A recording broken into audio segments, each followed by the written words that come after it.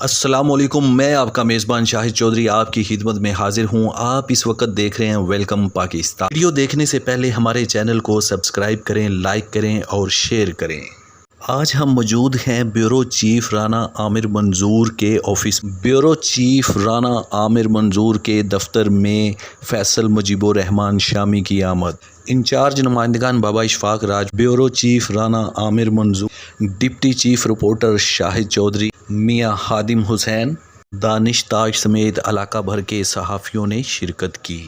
رانا عامر منظور کو bureau chief Lahore بننے پر فیصل مجیب الرحمان شامی ایڈیٹر روزنامہ یلغار، انچارج نمائندگان Baba Ashfaq Rajput, deputy chief reporter Shahid Chaudhry, Mian Khadim حسین، دانش تاج سمیت علاقہ بھر کے صحافیوں نے مبارکباد پیش کی۔